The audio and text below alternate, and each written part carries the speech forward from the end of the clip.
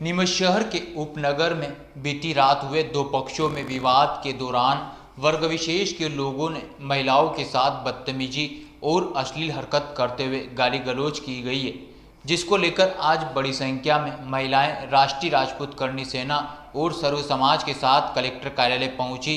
Collector Mayank Agarwal को अपनी पीड़ा बताते हुए आरोपियों पर सख्त कार्रवाई करने की मांग की गई है। नीमच शहर के उपनगर नीमच सिटी में बीती रात धार्मिक स्थल को लेकर दो पक्षों में जमकर विवाद हुआ था, जिसके बाद पत्थरबाजी और आगजनी की घटना भी हुई। इस दौरान वर्ग विशेष के लोगों द्वारा महिलाओं के साथ बदतमीजी, गाली गलौज सहित अश्लील हरकत की गई, जिसको लेकर आज बड़ी संख्या में महिलाएं राष्ट्रीय राजपूत करणी सेना और सर्व समाज के साथ कलेक्टर कार्यालय पहुंची और जमकर नारेबाजी करते हुए आक्रोश जताया है। कलेक्टर मयंक अग्रवाल से मुलाकात कर अपनी पीड़ा महिलाओं ने सुनाई है और आरोपियों पर सख्त कार्रवाई करने की मांग की गई है।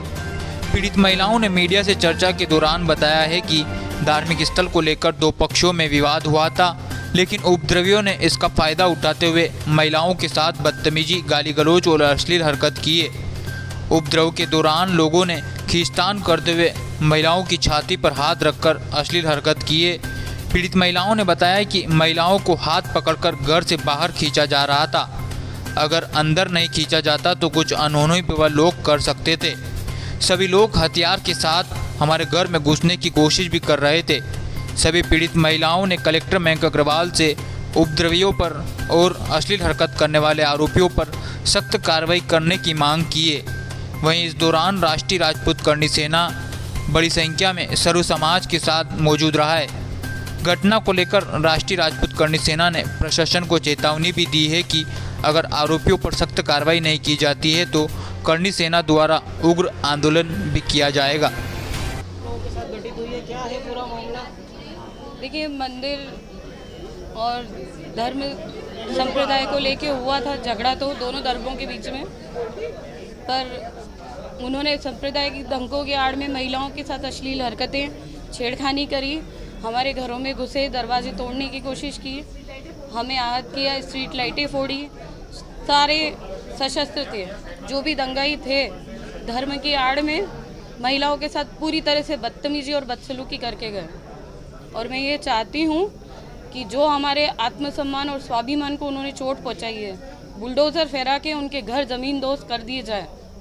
आप लोगों के साथ चोट भी लगी हुई है? जी हाँ। ये किन प्रकार, मतलब उन्होंने हाथ पकड़ के महिलाओं को घर से बाहर निकालने की कोशिश की।